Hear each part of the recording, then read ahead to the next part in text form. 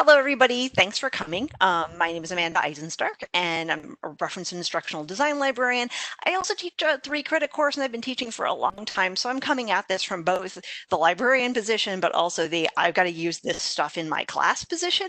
And also when students are doing work, sometimes they'll come to us like, I saved this link and now it doesn't work. And so the options that I'm going to show you today are actually going to help you out for your own work too. So I've done that quick survey, which is great, and I don't think anybody else has arrived, but let me just go back and take a quick look and see if any other responses have come in. Looks like we've got 6 responses, and they're all fairly similar. The other ones, just the basics, great overview. What library materials can be accessed from Brightspace, and is there a way to use videos from DVDs? So I'll come back to some of this. Let me know if I don't answer your question at the end of today. So thank you for filling that out. I have some key terms that I'm going to give to you so that it clarifies some of the stuff I'm going to talk about. One of the terms I'm going to throw around is something called a permalink. And this is called a permanent link sometimes. It's called a persistent link. It's sometimes called a persistent URL. It gets a handful of different names depending on where you're looking for it. Using that permalink means that your links will continue to work even like 2 weeks, a month, a year down the road.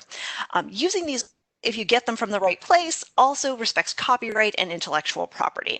And they protect your privacy because they don't contain your search history. I'll show you what happens sometimes when people copy links from their browsers and it's got personal information in it. Safari used to be really, really bad about this, about containing all sorts of user information when people would search in Google. And if you copied that link, it would show like 3 or 4 search strings you had previously entered. Kind of creepy.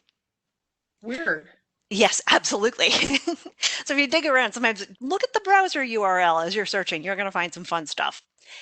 Why do we care? One is brevity. So I copied a link from our URI library search and I pasted it in here. And if you look, that's the first link on this page. It's really kind of hideous and long. And even you can kind of see down here, I was searching for Ida B. Wells. And so her name's in my search result. And this links theoretically to a book or an item that I thought was useful in the catalog. The permanent link, whoops, now my little, let me go back a second. The control panel there from Google Slides covered it over. The same link to the item copied from the catalog is the second link. That's the permanent link. That one is much shorter. It doesn't contain a lot of weird document information that may break in the future. So if we had sort of changed access to that item or something like that through a different vendor, if you look at that first one, it even mentions ProQuest and so on. Having that permanent link is really going to be helpful because it is a persistent link to that same item. It doesn't matter where we're getting the item from, and your users, your students will just be able to click on that and they'll go to the information in the catalog. I'll talk more about that in a moment. Sometimes these things break. So just for an example, I went to Academic Search Complete and I searched for an item and I copied the link from the browser, you know, this thing that's up here in the address bar. So when I go to it later, it says, oh, hey, log in. Okay, cool. I'm going to log in.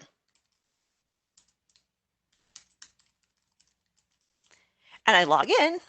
Oops, system problem has occurred. And that's because I use that link from the browser. And you may even be able to kind of see this here. It's all sorts of weird code. It's session specific information so that maybe, you know, one of you doesn't get my search results.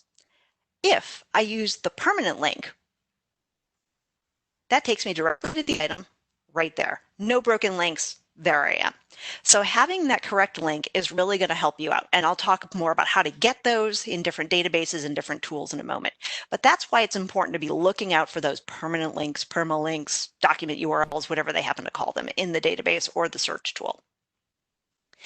The other term I'm going to throw around is called embed code. And embed code is the code you would use to actually embed a YouTube video or a video from another source into your Brightspace site. It's great. It's pre-written, so YouTube will generate this. Canopy, which is another tool I'll talk about, also will generate this for you, so you don't have to write your own code. It keeps learners focused by keeping them in Brightspace, in whatever tool you're sending them to, without like sending them to YouTube and then they're on kitten videos or something like that and they don't get any work done. I don't know about you, but I end up on YouTube and then I'm lost 3 hours of my life. So having these individual videos embedded in Brightspace will allow your students to stay in Brightspace and not go elsewhere. It also, again, respects copyright and intellectual property. So like if I download a YouTube video, and there are tools for doing that, I don't recommend it, but you can do that and then upload it to Brightspace, then that creator of that video doesn't get the views, doesn't get the indicators that there have been people looking at this video. And so that's kind of not a nice thing. So here's an example of what embed code looks like. It's just a bunch of code. And so it tells Brightspace how big to make the video, the width and the height. It includes the URL of the video and some other stuff about how it works. Don't worry about all these details. You just copy and paste it. So it's pretty straightforward. So before I go on to more stuff, any other questions or comments or thoughts at this point? Was that pretty clear so far? You can use embedding to see only part of a video. So Rebecca had asked about that. And you can in YouTube. I'm not sure if it'll let you do that in Canopy, but I might be able to check on that. There's probably an option to do that. But basically, you can tell the video to start at a certain point of the clip you want to show your students, and I'll show you where that's at. Any other questions?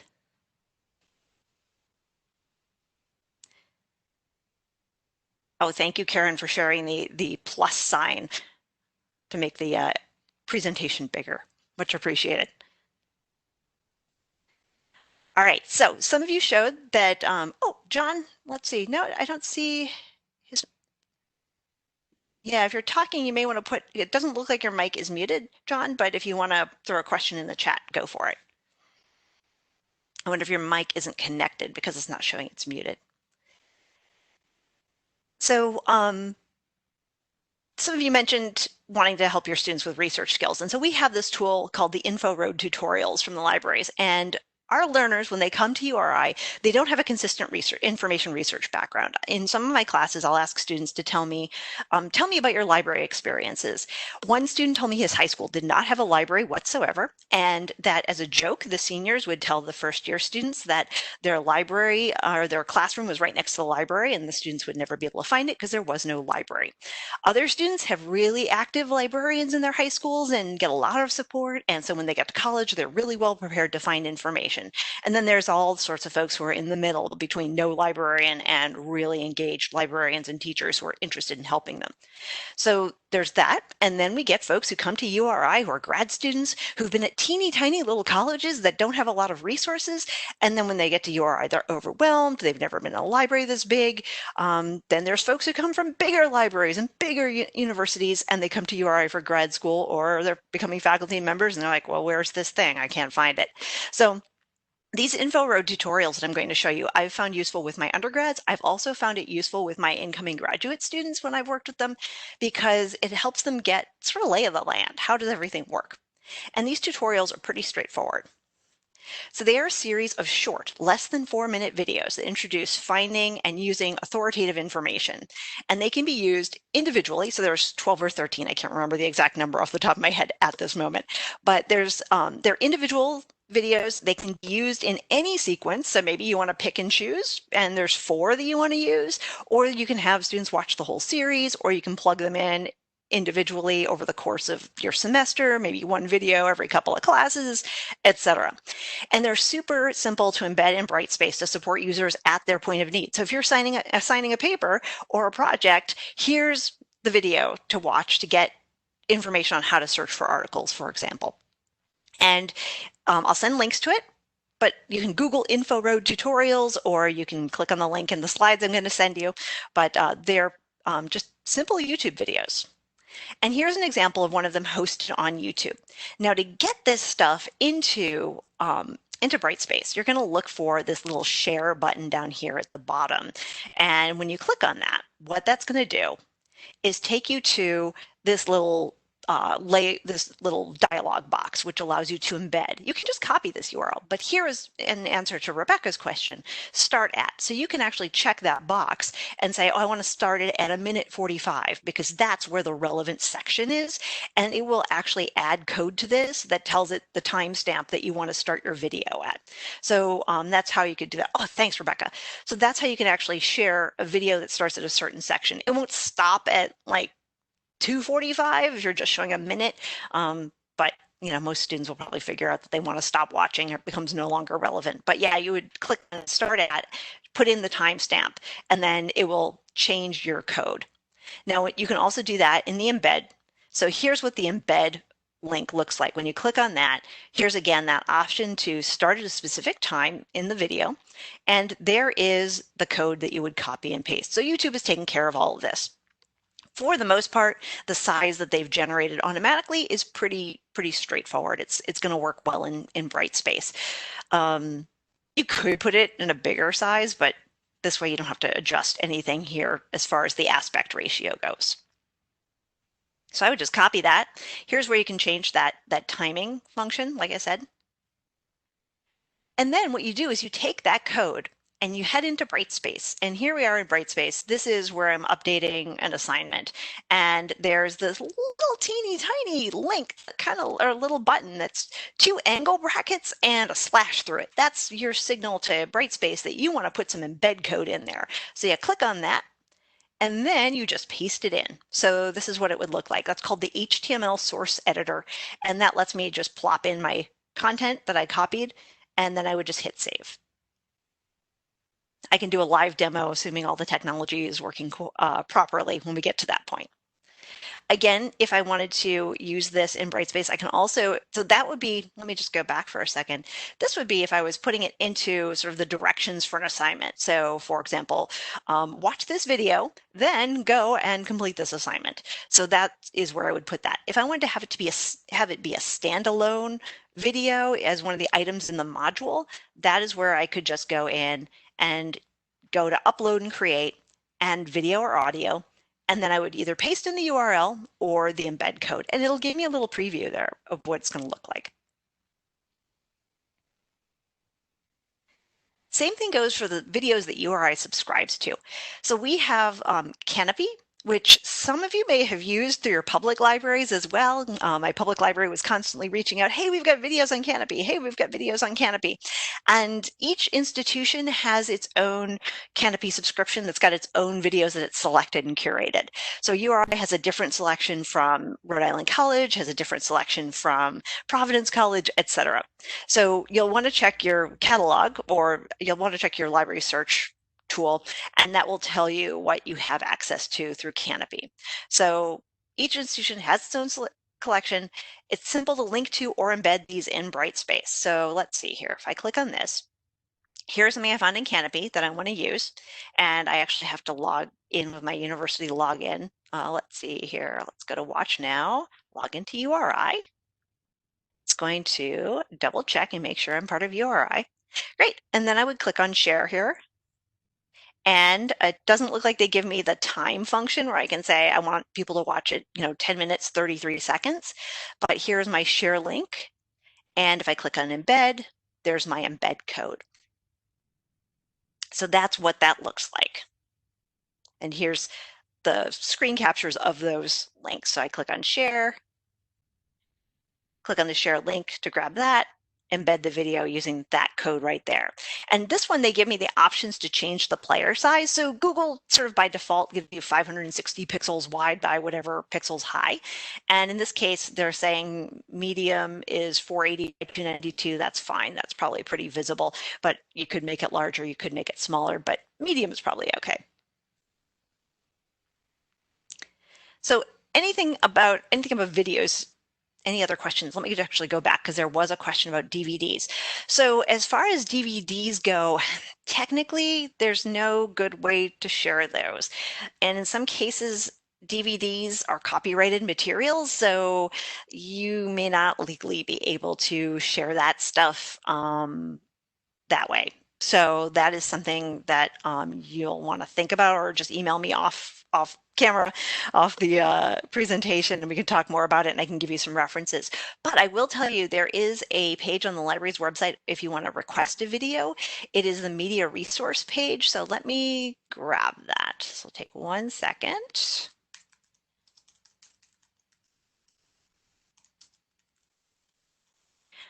And let's see here. Media Resource Center. Whoop, there we go. Whoops, that's actually linked someplace else. But anyway, I will grab the link and put it into the guide or into the chat or send it to folks. But down the bottom, this is maybe hard to see on small screens, but there's a link to faculty streaming requests. So you can click on that link and make a request for streaming. Let me just leave myself a note to send that to folks. So that is an option to request a streaming video. But as far as those DVDs go, it's technically probably not legal to just stream from a DVD that you own, even if you own it. But you'll want to double check. We actually do have a guide to fair use. Let me just pop over and share that. I think I actually share it at the end of this presentation as well.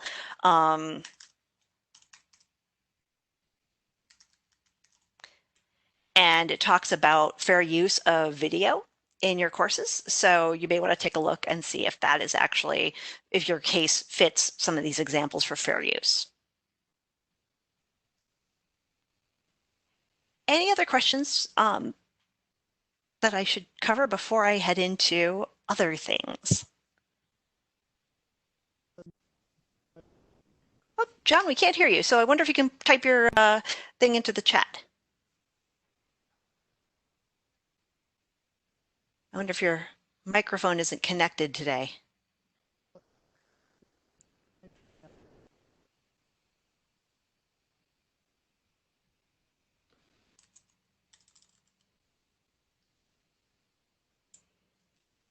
You know, technology is great until it decides not to work. And now it's showing you're muted, but previously you weren't muted. And so I think I hate to suggest, yeah, put it in the chat because otherwise I won't be able to hear.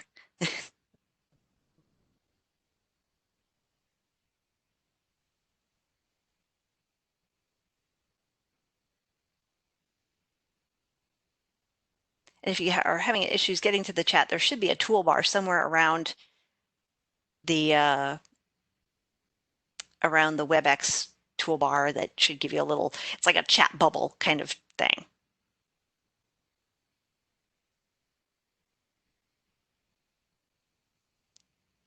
I'll come back to it if you have a chance to throw it in the chat, and then we'll go from there. Otherwise, if you can't find the chat and you have a browser open and just want to email me at amanda@uri.edu, I will pull up your question and take a look at it if that's not going to work, if the chat's hard to find. Yes, thank you, Karen. Yeah, it's down at the bottom near the microphone off and on button. There should be a little chat bubble kind of function there. So I'm going to go ahead to ebooks, but John, I'll keep my eyes peeled for your question in the chat. The majority of URI's ebooks, the cool thing about our collection of ebooks is they allow unlimited simultaneous access and no wait lists. So when we made the decision to buy ebooks, if you get ebooks from your public library, there's a time limit to using them. You check them out, they sit on your Kindle, you don't get a chance to read them, or they sit in your app and then it's like, oh, your 21 days are up. Unfortunately, that's frustrating for the public library stuff, but for URI, we were like, that's not really how we want to operate.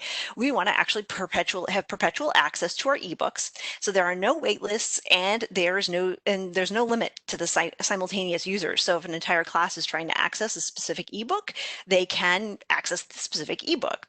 There are a couple of exceptions. One is the Safari package, which contains a lot of technical books from O'Reilly, and NetLibrary, which is a collection of ebooks we bought around 2000, and they're kind of outdated, but they're still there, and those do have limits on the simultaneous access, but they're still out there. You can try playing around with them. You would use the permanent link in the URI library search to connect learners to ebooks or to chapters. So I've got an example here that links me to an ebook. Again, about Ida B. Wells. I decided to use her. I was just listening to a podcast about her. And right now in the catalog, we've got a lot of trial databases. thanks to publishers being like, hey, everybody's working from home. How can we share our information with folks and then ask everybody to buy it later? But anyway, so there's COVID-19 trials. But if you scroll down, you will see ones that aren't trials. And if you click on that link, it will take you to the ebook. And then, like I said, anybody can access it from URI. So any URI user can access this simultaneously. If we all decide to hit this link at the same time, we can all read the title page, the acknowledgments, the introduction, and we can download the individual chapters and read them. Your best bet when you're teaching is to link to this page. It's not really nice to download the chapter and then distribute it, kind of like in, thinking about the whole copyright issue. And this just shows that there's actual usage going on that we can track. So you would want to grab either this link here and send your students to the whole book. That would be really handy. Rebecca asked, is there a specific place on the library website for ebooks? There isn't, but let me show you how you can take a look. So if I'm looking for Ida B. Wells, and I'm thinking all I want to know is what ebooks we have, when this page comes up over here where it says format, I can go in here and say I would like books. There's no ebook, but I can say books, and then I can go in and say, when it reloads, available online. And this will bring up book chapters that we have online access to. Great. So again, you can go ahead and use that. Whoops, sorry, scrolled past what I wanted to show. Again, oh, that's what I forgot to show you, the important part, the permanent link. So when I'm looking at that page in our catalog, there is, and for any of these, you can also get to it from this tiny little options link right there. There's permanent link, but if you're on the page that has the details about the book, including all the different places we have access to it. So for example, if I linked to any of these here, the first three, one of those is going to disappear really soon. In fact, one's expired on June 15th, another one's going to expire at the end of the month. But the Project Muse one at the bottom is going to be persistent. We bought that. So I want to share this with my students using that permanent link right there. And I would just copy this permanent link. I can either manually double click on it, or I can click on copy the permanent link to the clipboard, and then I can throw that into Brightspace or an email or whatever I want to do. And the good thing is students will authenticate as URI students, so we're not violating any licensing agreements by sharing it this way. So look for that permalink, that's what they call it in the catalog, and look for that link that's there. You may also be interested in finding OER texts, open educational resources, because they're great for making textbooks more affordable. Sometimes they're not perfect, and you may have to grab a chapter from this ebook, OER text, and this chapter from another OER text. Open educational resources are great though, because students don't have to pay for these things. And again, you're encouraging the reuse of stuff that's created by academics for other academics without having a middleman in there, or a middle woman, or a middle other. But anyway, so you can go in and use any of these sources. These are just three main sources. OpenStax, OER Commons, OpenSUNY are some examples of OER textbook providers, so that you can just go in and browse and see what's out there. Let me just quickly pull up one other thing. I was just going to show OER Commons as an example here, and you can go in. I use a text for my class. I use some chapters from a text called Technical Writing. Even though my class isn't about technical writing, there are some elements from this textbook that are really great for my project, from what I'm having my students do. And I can go through, and here it is, technical writing. And it talks about evaluating information. It talks about writing for the workplace, things like that, which is all really helpful. And a little guide on information literacy. So I can go into view resource. And again, this is really handy. I can share this link with my students. They can download the book. They can get it as an EPUB, as a digital PDF. They can get it as a Mobi, so they can read it on their Kindle, all sorts of different formats. So students have access to this in a variety of ways. So you'll want to browse through any number of these and just see if there's something that happens to fit your class. And by doing that, you're making things a lot easier for your students. And then to put it into Brightspace, in this case, I will link to this so that the users, the creators of this ebook will get some usage numbers, and students can download it in the format that they want. I personally find reading a PDF really painful, so I don't want to look at a PDF. I would rather throw this over into my Kindle and then read it there, where I can annotate and highlight and search my notes in a way that's a lot more intuitive than trying to do that in a PDF. So this allows your students to engage with it in the way that they would like to do so. But you can browse those using those links. And as I said, I'll share these slides with everybody, so you'll have access to this. And I'm just going to quickly take a look at it. Oh, yeah, John, I can't figure out how to activate your microphone. I think it may be on your end. It is looking like you should have microphone access. So I'm not sure. It's a technical thing. It's weird that it worked for the 9 a.m. meeting in WebEx, but it's not cooperating at this time. But anyway, there's other sources of these as well, so you can poke around and find other OER texts. Those are just 3 big sources. All right, the articles part. And again, this is where those permanent links are really going to come in handy. Like I showed you, using the wrong link is going to break the URL. It's going to break the link. So I've had students in my classes who are like, oh yeah, I really like this. They're working on their laptops. They grab the URL, they save it, they bookmark it, and then they come back and they're like, yeah, none of these are working. Like, yeah, unfortunately, it's those permanent links, and it's not intuitive. Nobody knows. We're all used to just like copying and pasting URLs from the open web, because usually those are pretty standard. So again, don't use the browser URL. It will break when you try to use it again when you're coming from a database. Again, proper linking means the libraries are able to track usage accurately. That's really important at budget time. So for example, if you are pretty much poking around in a database and it's a database that's not really popular, it's specialized for your field, for example, and you're linking to things, you're just downloading the PDFs and sharing the PDFs instead of using the permanent links. So it just shows us that you downloaded that PDF and nobody else did. But if you link back to, if you use that permanent link, that will show, hey, there's users coming in and using this database. And that's kind of important for us when we're arguing for money for your database. Oh yeah, that's a great point, Karen, that they aren't always available. If they are, we can usually get them purchased pretty quickly. So if you have requests, check with your librarian, and I can show you where to figure out who your librarian is if you're not sure. But that would be a way to connect for us to order the ebooks that you're looking for. And then Mary had asked, if permanent links are an option everywhere that sharing is possible, you just need to look for it. Pretty much. If there are specialized tools you're using, or specialized databases, they might hide them. I'll talk more about where those are at. And if there's this one in particular, one database you use a lot, just send it in the chat and I can demonstrate that for you. But this is great because, like I said, they're going to be persistent. Next semester, the link is not going to change, which is awesome. Be careful though, databases call them different things. So sometimes I'll call it a permalink, sometimes I'll call it a document URL, etc. Oh, for the textbook ebooks, it depends on the platform. Textbook ebooks for purchase. You can always try and request it and we'll see what we can do. Sometimes those textbooks in general, we tend not to buy textbooks because the textbook publishers are kind of like, yeah, we can make a lot of money off this. We're going to charge $100, and normally this would be a book that would be $30. We're going to charge $100, so it costs a lot of money. So we tend not to collect textbooks, but maybe you can put something together from other tools. But you can always request it, and we can see if we can get a copy. Can't hurt to ask.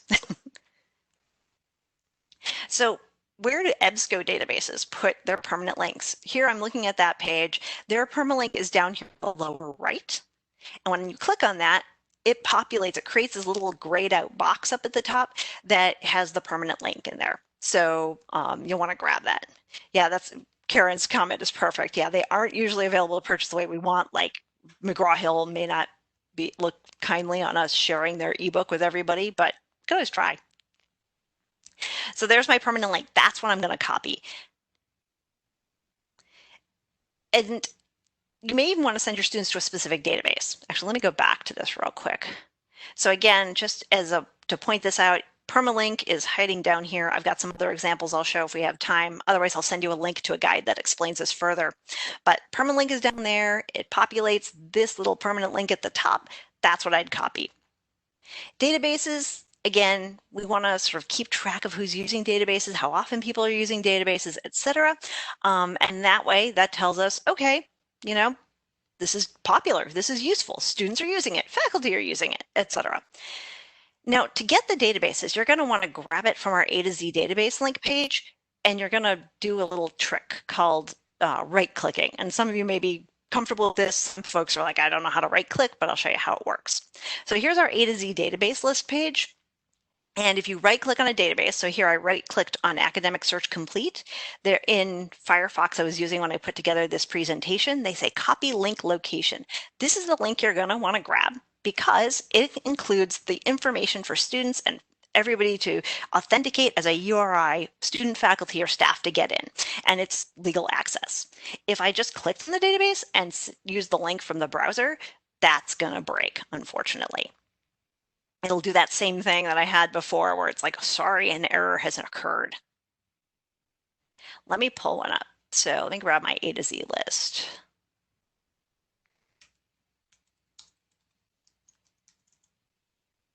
So here I am on that A to Z database list. Now, when I did that example in my presentation here, let me go back a page. You'll see I right-clicked and it said copy link location. If I go over here, I'm in Chrome now. So if I right-click on Academic Search Complete, this says copy link address. Same function, it copies a link address. And then when I paste it, like for example, I'm going to paste it in the chat so you can see what it looks like. It looks like that. If I went into the database, then it has, and you can kind of see up here, there's a whole bunch of session specific information that if I put that link in the chat and you click on it, it's going to break. So you want to make sure you're using the right link. Again, this page is where you kind of get the permanent links for the individual databases. Back over here. So any questions at this point?